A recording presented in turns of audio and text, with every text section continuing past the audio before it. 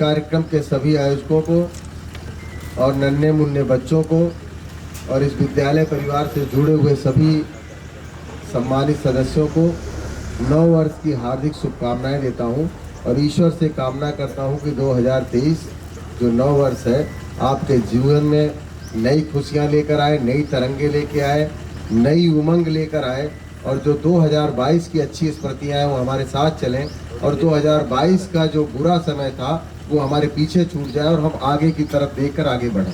इसके लिए आप सबको बहुत बहुत शुभकामनाएं देता हूं, बधाई देता हूं। इस कार्यक्रम के सम्मानित संयोजक हमारे छोटे भाई और हाईटेक पब्लिक स्कूल के संस्थापक मैनेजर संरक्षक भाई राहुल पांडे जी, हमारी समाजवादी पार्टी के सम्मानित जनपद के उपाध्यक्ष भाई वीरेंद्र शुक्ला जी, इस कैंप में मिशन एजुकेशन के तहत जुड़े हुए सभी सम्मानित हमारी जो शिक्षिकाएं हैं, प्रिंसिपल मैम हैं, हमारे जो सहयोगी शिक्षक साथी हैं, इन सब को मैं बधाई देता हूं कि आप सब ने इस पुनीत कार्य को आगे बढ़ाने का काम किया।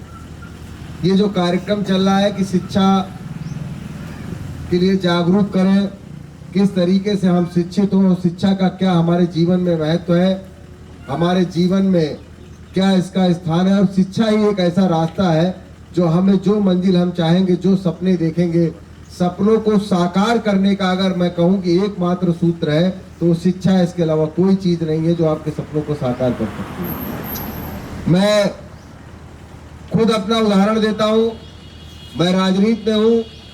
मैं सबसे पहले एक अच्छा विद्यार्थी था।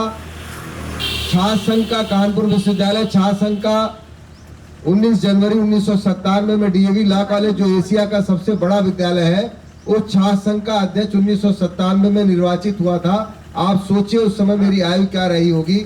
एमकॉम करने के बाद, एलएलबी करने के बाद छात्र संघ का अध्यक्ष अगर मैं न होता तो शायद समाजवादी पार्टी के इतने बड़े जनपद का जिला अध्यक्ष न होता और आप सबके बीच में बोलने का अवसर न मिलता। ये शिक्षा का महत्व है।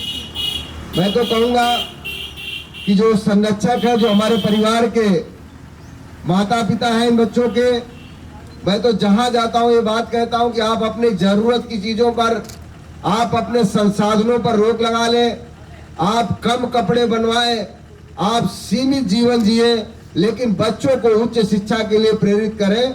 ऐसे स्कूलों में एडमिशन कराएं, ऐसी शिक्षा दें कि वो बच्चे आगे प्रेरित हो सके और बढ़कर आपका मान सम्मान बढ़ा सके। अभी आपने देखा कि बेटियां, एक सानिया मिर्जा नाम की बेटी, किस तरीके से उसने अपना नाम रोशन किया। तमाम ऐसे उदाहरण हैं जो शिक्षा के माध्यम से आपको ऊंचाइयों तक पहुंचाने का काम करते हैं।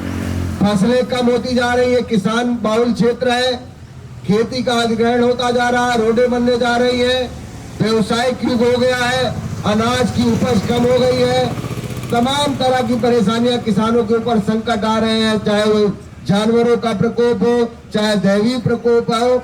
इन सब प्रकोपों से अगर आपको कोई बचा सकता है तो शिक्षा बचा सकती है। आप पूछिए कैसे बचा सकती है। आपके परिवार में अगर 2 बेटे हैं, आपने दोनों को शिक्षित करके सरकारी नौकरी की तरफ प्रेरित कर दिया या शिक्षा के रोजगार में कहीं और लगा दिया तो आपकी 2 बीघे की आमदनी जो थी उससे आपका परिवार चलने लगा। और आपके बेटे और बेटियां जब शिक्षित होके गए तो उन्होंने आपके परिवार के सपनों को साकार करने का काम किया।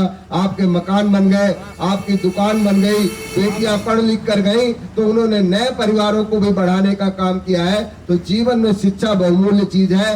आप पढ़िए, डॉक्टर बनिए, इंजीनियर बनिए, मास्टर बनिए, फौज में जाइए, तमाम संसाधन है। और मैं तो ये कहूंगा कि मैं राजनीति में हूँ, पढ़ लिख कर राजनीति में भी जरूर आइए, क्योंकि आप सब लोग राजनीति को गलत कहते हैं। राजनीति में हमारी जो धारणा बनी हुई है कि राजनीति एक अच्छी चीज नहीं है। जब तक अच्छे लोग राजनीति पे नहीं आएंगे, पढ़े लिखे लोग राजनीति पे नहीं आएंगे तो वह भी साफ सुथरी नहीं होगी और हमेशा आप राजनेताओं को कोसने का काम करेंगे।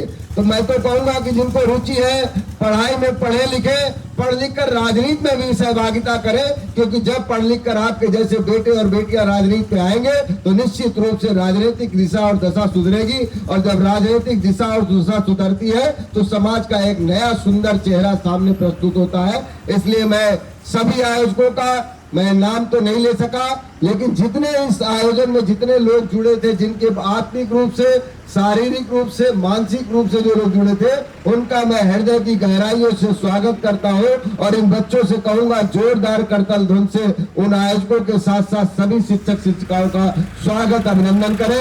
मैं अपनी ओर से, अपनी पार्टी की ओर से सारे आपको बहुत बहुत धन्यवाद देता हूं और राहुल जी को मैं भरोसा दिलाता हूं कि आगे कोई भी कैंप आप लगाएंगे, हम सब लोग अपने संगठन के लोगों के माध्यम से आपके इस महाअभियान में जो हम छोटे से छोटा सहयोग कर सकते हैं करने का प्रयास करेंगे।